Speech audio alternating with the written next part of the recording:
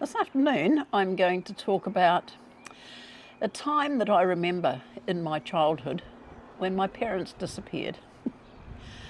I know that sounds a bit sort of strange, but that's exactly what happened. I'll give you a backstory as to how it happened and what the outcome was at the end. So back in the late 50s, my parents were share milking on a farm.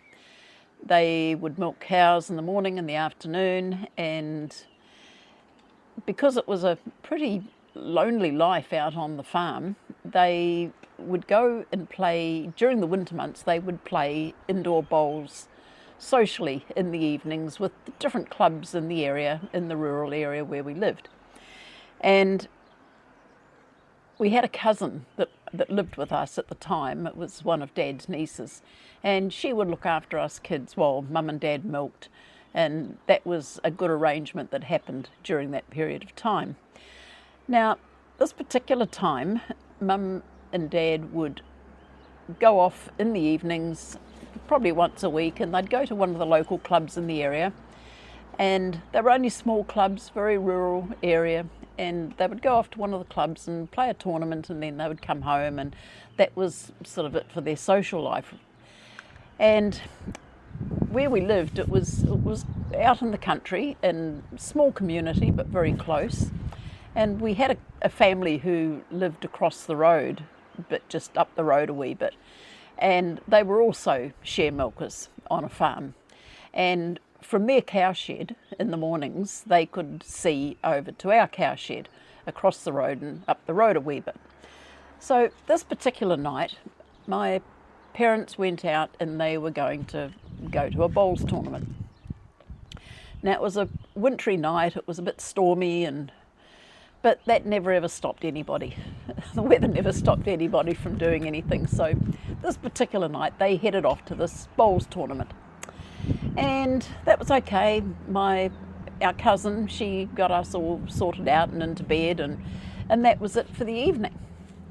Well, come the morning time, and our parents would usually get up early, before any of us, and they would go off out to milk cows, and they would be back home again probably by the time about when we were getting out of bed. So they'd be off about 4:30, 5 o'clock in the morning. They'd get the cows milked and be home again by sort of 7:30, as we were getting up, getting ready for school and getting ready to catch the bus to go to school. This particular day, or one particular morning, we were sort of still lying in bed, and it was, must have been 7:30ish, I suppose. And there was a knock on the door, and thought, oh, that's funny. And of course, here's us kids. I mean, I would have been less than 9 at the time. My older sister was a couple of years older than me, and my brother was a couple of years younger than me. And our cousin was there. She was in her 20s at the time. So anyway, there was this knock on the door, and we thought, oh, who's this time of the morning? So we go out, and it's the neighbour from across the road. And he just said, I'm just a bit concerned, wondering where your parents are, because we noticed that the cowshed lights weren't on this morning, and we're just hoping that everything's all okay. And we thought, oh, okay. And my cousin went and had a look in their bedroom, and sure enough, the bed hadn't been slept in. And went out to the garage, and the car wasn't there, and thought, that's unusual. Where have our parents disappeared to?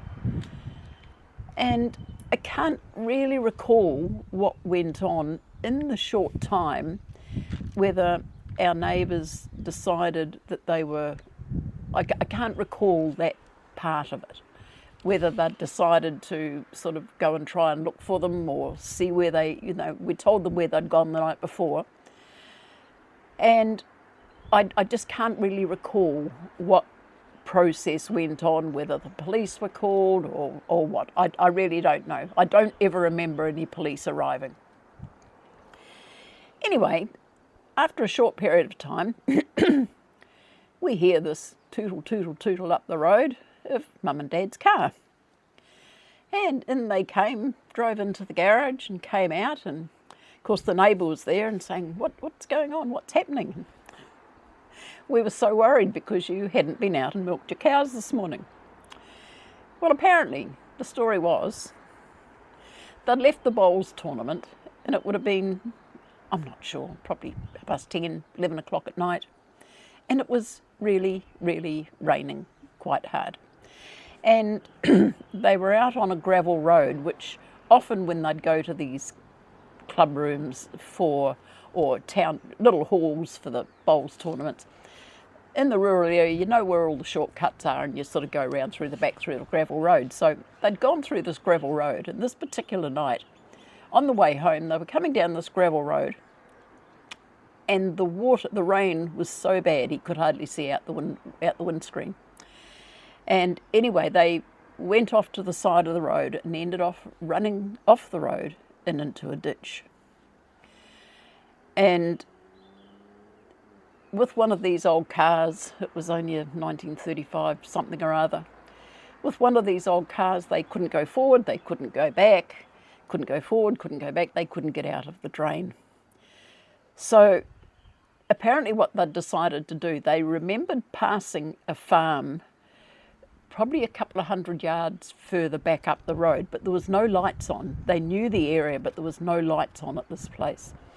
So instead of getting out and going in the rain and pouring rain and going and hauling these people out of bed, they decided they would just hunker down for the night and just sleep in the car. It was sort of on its side, but not threatened by rainwater or anything like that.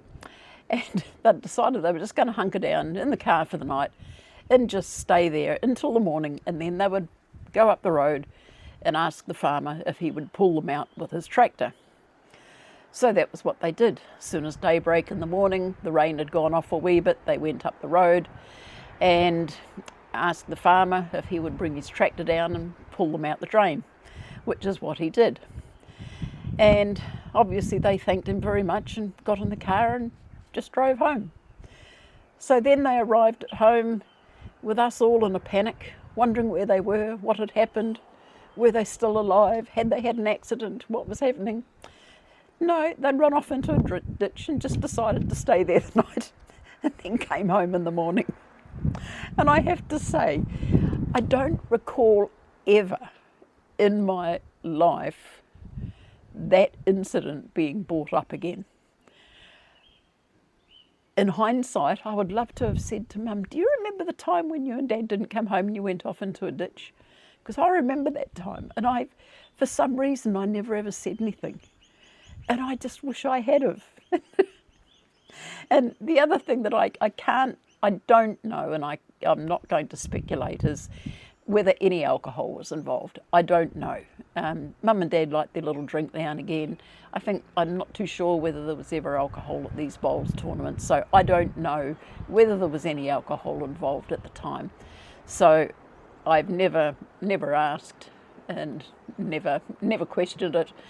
But I just remember this night. All I remember that it was a very stormy night, and they'd gone off the road into this ditch.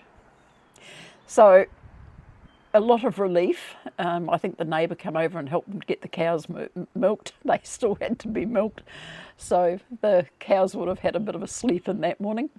But anyway, it all worked out well in the end. But for a short time, I remember there being just a little bit of panic, thinking, where are my parents? What am I going to do? I'm only 9. What's going to happen?